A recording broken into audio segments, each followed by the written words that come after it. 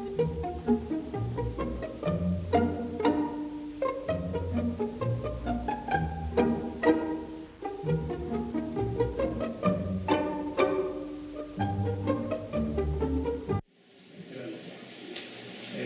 noches, estimado congresista Manuel Lerner, estimado Javier Ibáñez, nuestro secretario ejecutivo de la Corte Nacional, Fernando Neira, representante del INAM, Patricia Guiñones, de la Plataforma para el Ordenamiento Territorial, y Raúl Molina, jefe actual de la Gabinete Asesor del PCM. Señores funcionarios públicos, amigos, señores jóvenes. Escuchaba a quienes han hecho uso de la palabra y gran parte de la apreciación desde la Asamblea Nacional de Gobiernos Regionales se ha compartido desde el punto de vista del Congreso, en este caso representado por Manuel,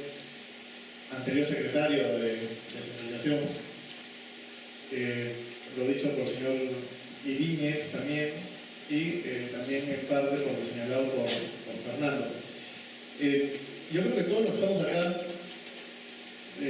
seguramente tenemos un deseo, ¿no? Y seguramente ese deseo va a querer dejarle a quienes vienen atrás de nosotros, a nuestros hijos, a nuestros nietos, un Perú donde no se tenga que repetir este tipo de desarticulación entre quienes vivimos, sobre todo entre quienes ocupan un cargo público como autoridades representativas. Por ello que este tipo de espacio de diálogo, de concertación, es base para justamente armar un plan y establecer cuáles son los lineamientos en el caso de lo que es el ordenamiento territorial. Aquí no se trata que el Ejecutivo, porque tiene una presencia mayor en determinadas zonas, que los alcaldes de repente lleguen y deciden que en estas zonas se vuelve el polo industrial de la provincia, porque así se le ocurrió a algún técnico magnífico, sin haber siquiera coordinado con los vecinos o con las propias autoridades locales. Yo creo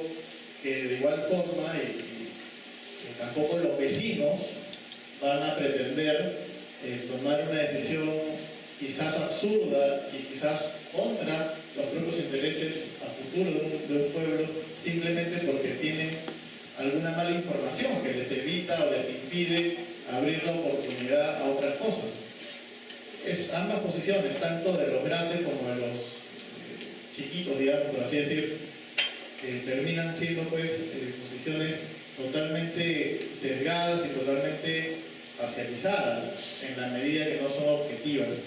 Por ello el diálogo y la concertación y los espacios de discusión calculada con estudios técnicos que determinen las nuevas oportunidades y las características,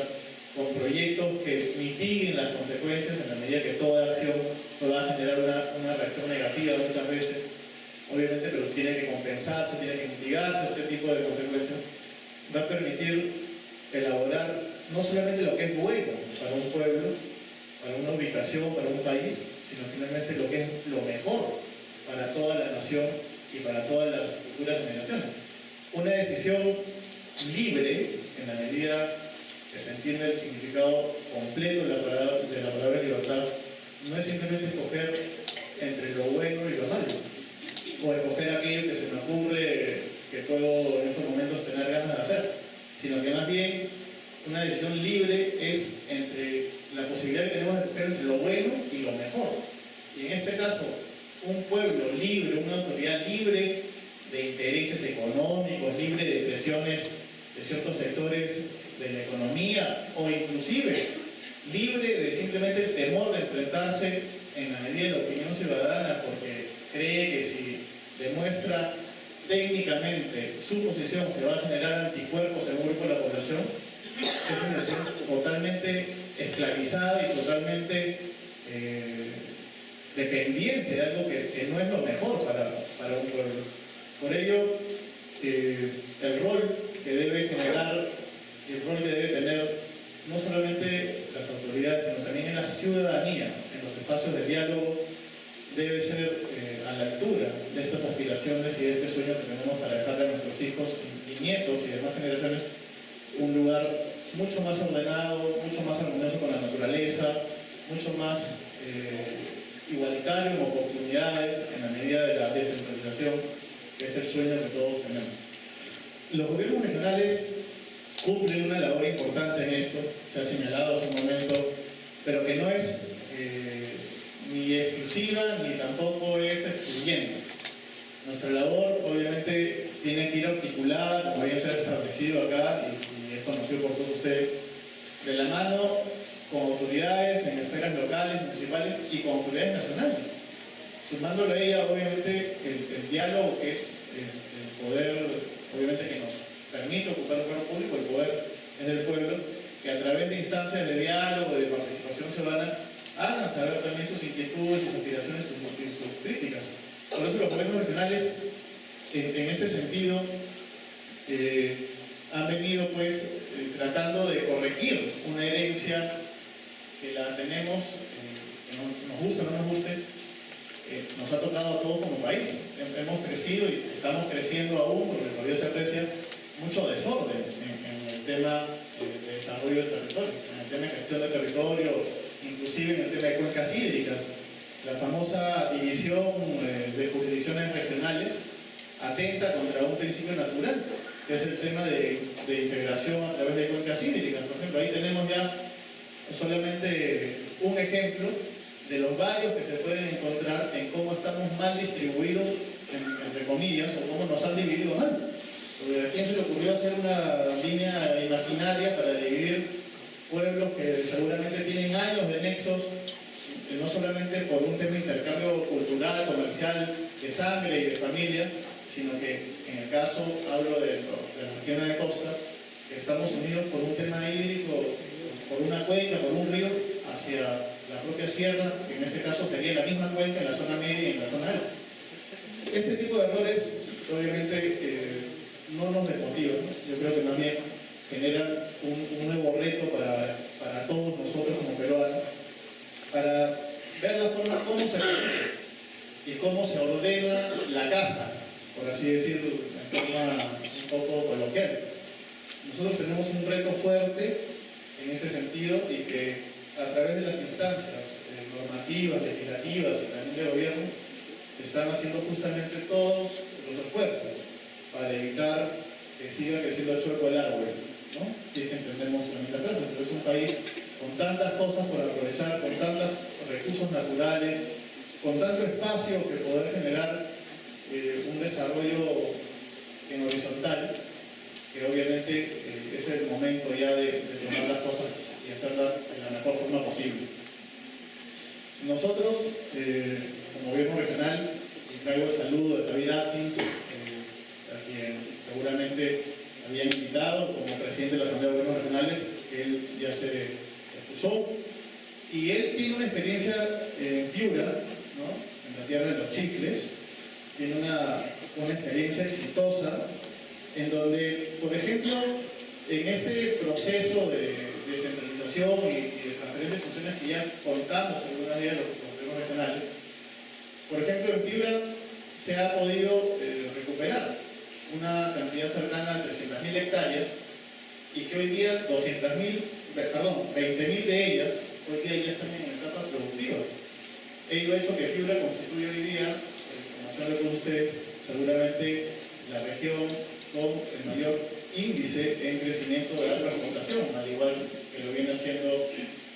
Lambayeque con el proyecto de las tierras de Riega Olmo y la propia región de la Libertad. Pero Piura tiene hoy día un potencial de desarrollo agrícola muy grande porque está de esta forma aprovechando y ordenando las cosas como tiene que hacerse. Nosotros tenemos acá, y vuelvo un poco al tema de cómo es importante el diálogo y la articulación y dejarnos de estar cumpliendo simplemente estas líneas imaginarias que nos han dividido. Porque, por ejemplo, tenemos, y lo hablo ya como región Ica, tenemos en los meses de verano el río Cañete, que es nuestro vecino, que todos los años vemos en los meses de verano pierde gran cantidad de agua al Océano Pacífico. Y vierte chocolate y vierte agua pura hace no 10, no 20, no 33 años que yo nací, sino hace seguramente 60 o 70 años atrás u 80,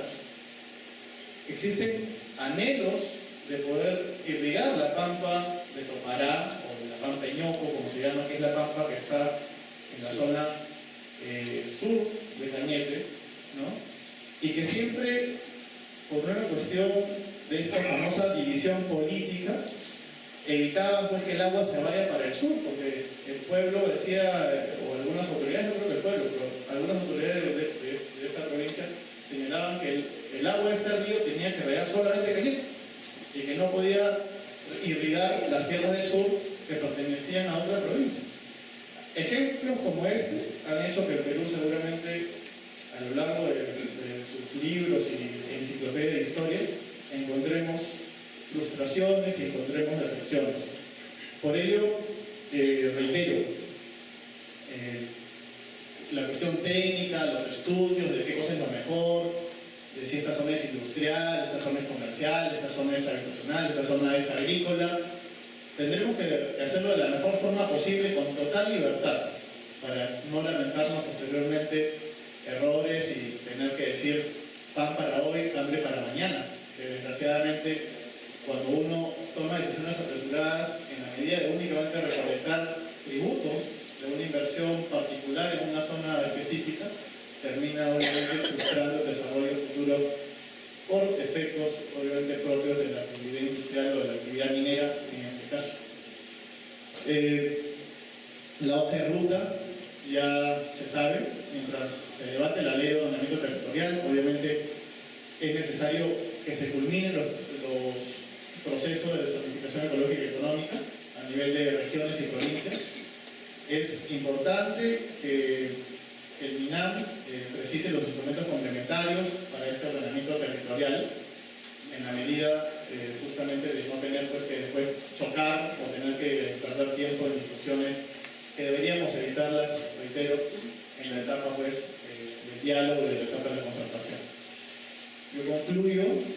estas palabras únicamente señalando que nosotros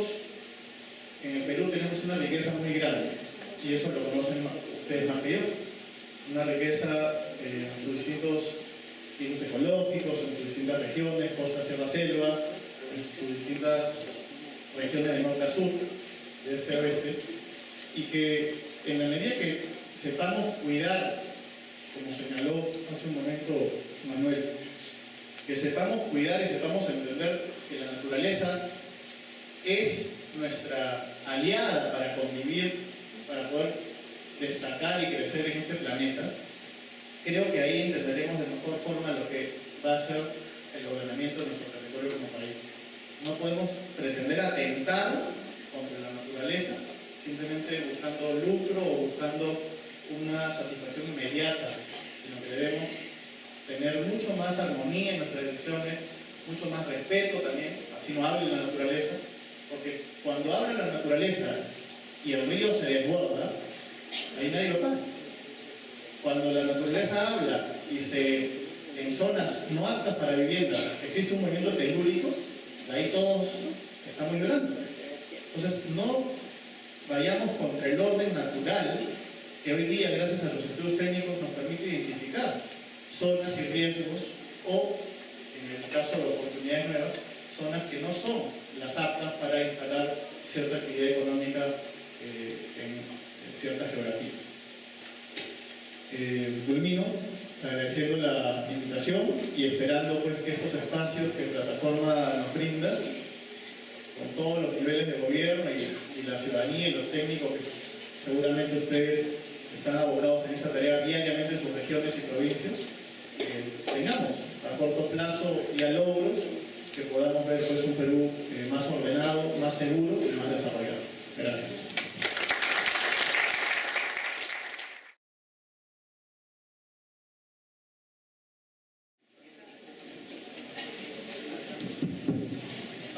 Buenas noches con todos y con todas. Muchas gracias por la invitación.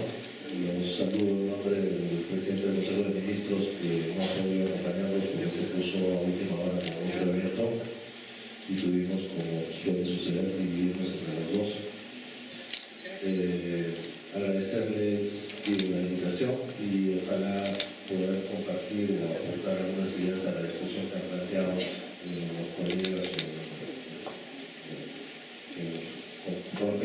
son las mesas, ¿no?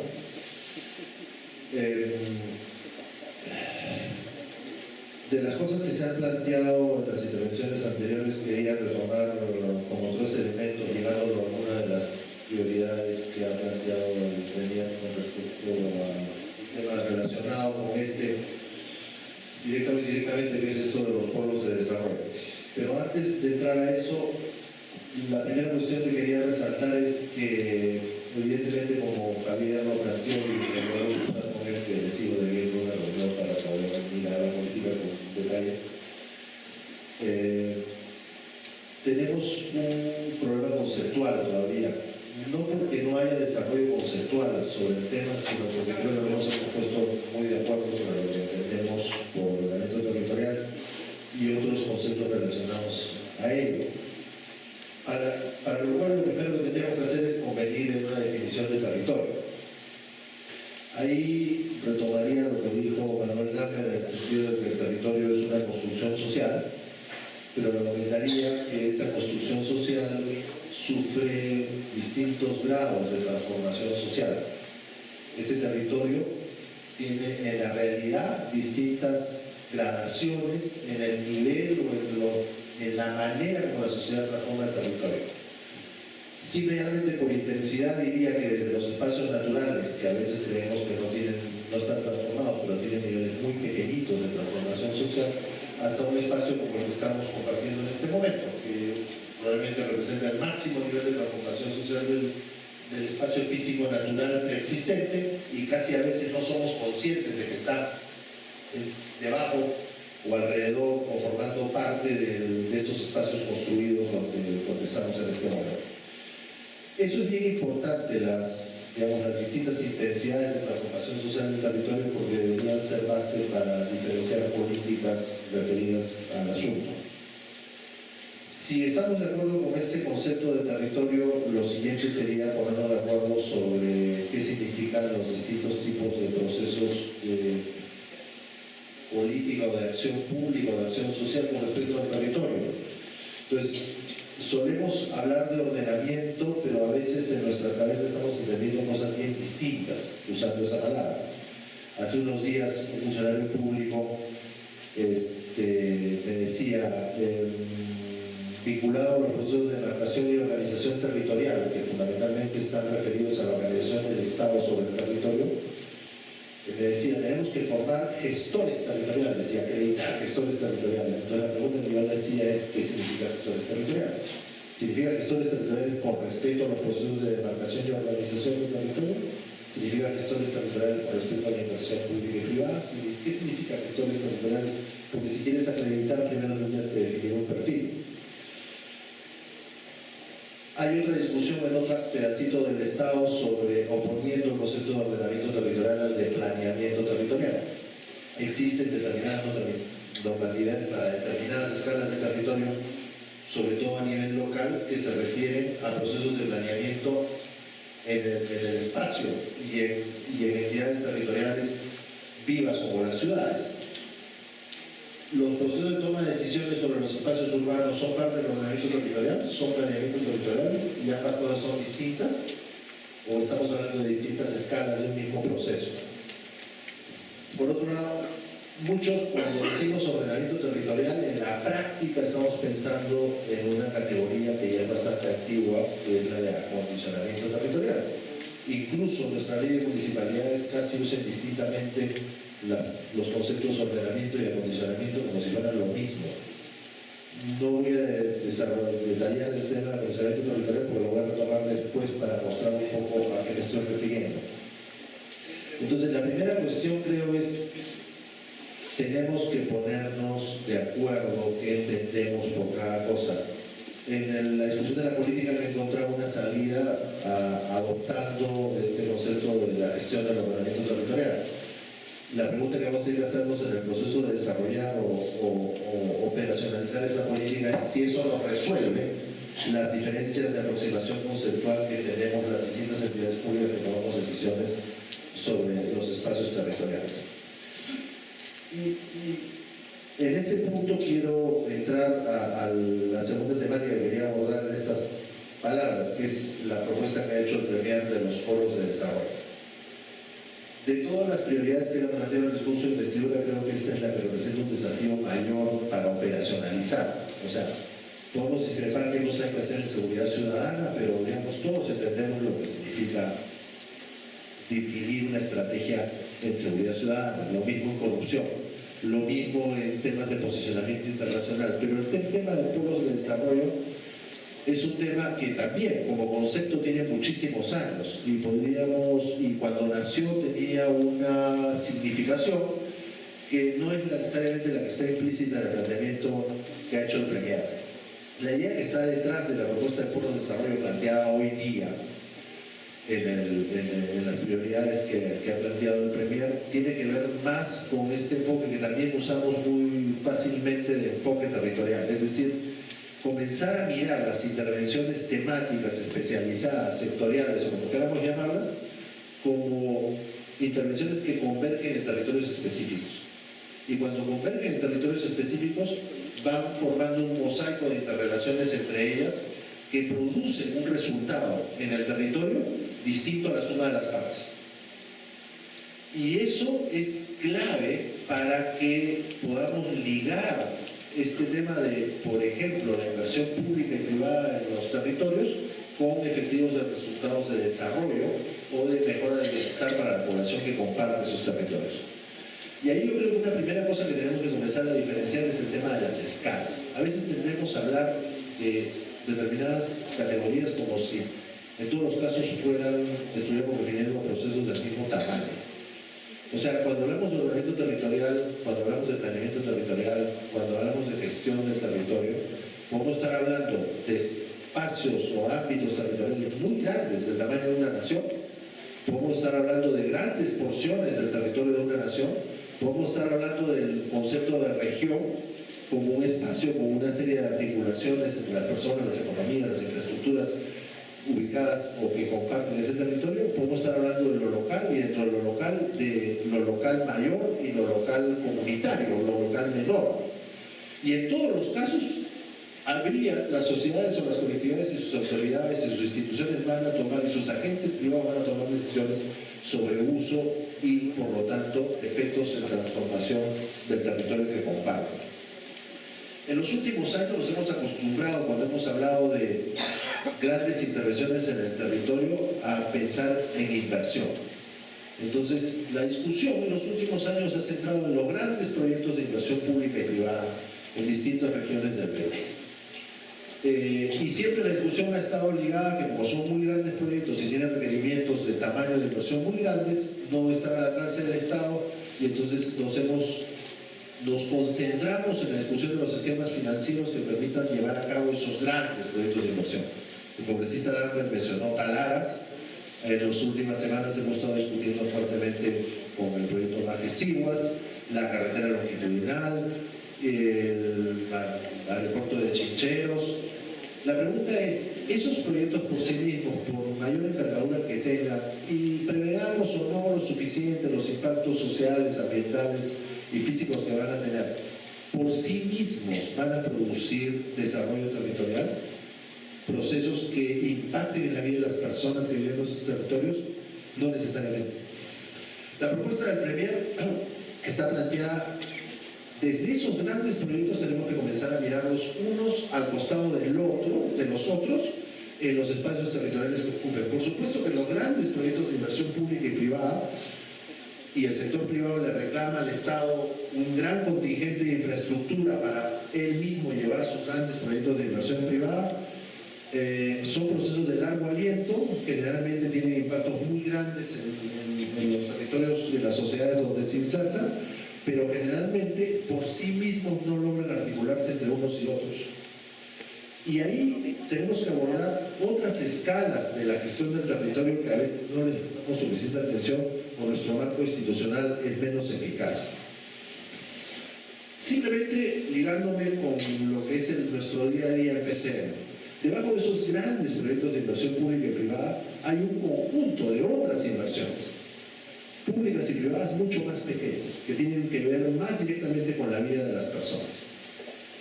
Esas inversiones, en algunos casos, sobre todo la demanda que principalmente recibimos nosotros tiene que ver con las redes de infraestructura y servicios públicos, y muchas de esas redes a veces atraviesan los límites de las circunscripciones político-administrativas, pero también tiene que ver con las iniciativas de las personas. Y en nuestro país, el grueso de las iniciativas económicas de las personas son de pequeña escala. Y el tipo de operaciones que hay que hacer para promover, incentivar, apoyar esas iniciativas económicas son operaciones de muy pequeña escala.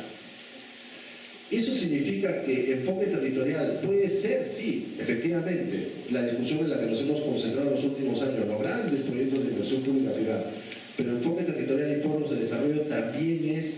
ser capaces de apoyar los procesos de iniciativa de las personas de carne y hueso, que se plantean pequeños proyectos para los cuales necesitan una carretera para articularse al mercado, para los cuales necesitan una red de servicios públicos o servicios sociales en el asentamiento del centro poblado, en la pequeña ciudad o en la gran ciudad donde viven. Y además articular esos espacios donde viven las personas a través de redes territoriales que le vayan dando estructura a ese territorio, a través de donde la economía, los bienes, las personas se mueven.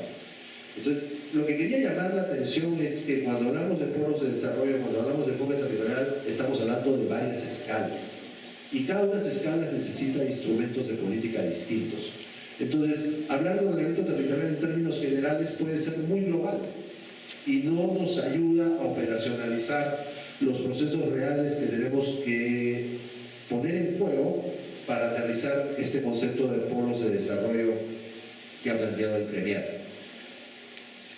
Varias instituciones públicas han avanzado con construir información que le pueda ser de insumo para comenzar a mirar el país de otra manera, más que como un mapa plano, como un territorio vivo, donde hay un mosaico de procesos de distintas escalas que se van produciendo, desde el estudio que ha hecho sobre corredores logísticos el Ministerio de Transportes y Comunicaciones, el mapa de clúster a nivel nacional que está haciendo el Consejo Nacional de Competitividad, la actualización que ha hecho el Ministerio de Vivienda de algunos estudios que hicieron a comienzos de los 2000 sobre corredores y sistemas urbanos. Todo ese insumo nos ayuda para entender el mapa de otra manera,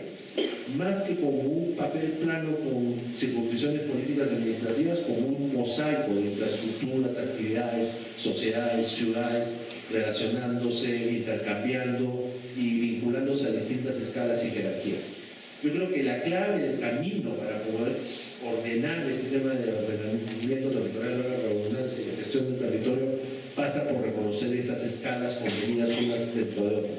A veces simplificamos y decimos nacional, regional, local. Dentro de lo local hay sucesivas escalas, dentro de lo regional también puede haber sucesivas escalas dependiendo del concepto de región que manejemos. Y ya para terminar,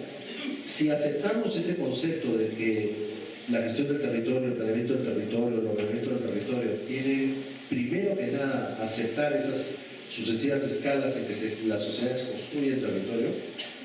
lo primero que tenemos que convenir entonces es que los procesos de desarrollo territorial, ya estoy introduciendo un nuevo concepto de la lista que mencioné al inicio, no se agotan en la colocación de inversiones, de infraestructuras, de ciudades en el espacio físico. Eso es el viejo concepto de acondicionamiento territorial. Hacer ordenamiento territorial, y varias de las intervenciones anteriores han levantado esos desafíos, necesita acuerdos sociales sobre el uso del territorio, sobre el futuro del territorio. Hay un concepto que planteó un colega hace como 15 años ya de territorios organizados como capaces de ser sujetos de su propio desarrollo. Y si planteamos que el territorio como producto social es el resultado de una sociedad o de sucesivas sociedades o colectividades territoriales tomando decisiones concertadas sobre el futuro que quieren en ese espacio que comparten, resulta que el ordenamiento territorial no es un producto técnico. El ordenamiento territorial es el producto de esos consensos. Y eso significa que el ordenamiento territorial responde a un proyecto de desarrollo sobre el territorio. No es un trabajo de geografía solamente.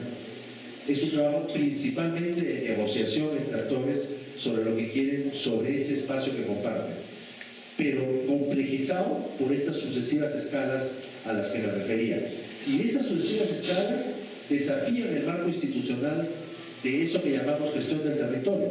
porque significa que los sucesivos niveles de autoridades que ejercen poder sobre los territorios, que hacen intervenciones sobre los territorios, tienen que diferenciar aquellas cosas sobre las que deciden unos y otros. Creo que el gran problema que hemos tenido en el Perú en los últimos años es que no tenemos claro sobre un mismo territorio qué cosa decide a nivel nacional, qué cosa decide a nivel regional y qué cosa deciden ambos niveles locales sucesivos. Y como no lo tenemos claro, vivimos tratando de arrancarnos lo que el marco legal le ha asignado a otro nivel, porque todos tratamos de decidir sobre lo mismo. Y creo que la clave de la cuestión es que cada nivel decida a una escala sucesiva de aproximación sobre el mismo espacio. El nivel nacional a un nivel suficientemente general que le dé indicaciones a los niveles subnacionales sobre grandes orientaciones. El nivel regional, su principal responsabilidad son las articulaciones sobre el territorio, la construcción de los sistemas que interrelacionan espacios específicos dentro del territorio. Y lo local tiene que ver con la asignación de los usos específicos, con los procesos de desarrollo de capacidades productivas en las organizaciones y en las personas específicas. Si comenzamos la discusión por ponernos de acuerdo sobre qué decide cada cual sobre el territorio, tal vez en algún momento podamos aspirar a ordenar este asunto que a veces nos distrae tanto. Muchas gracias.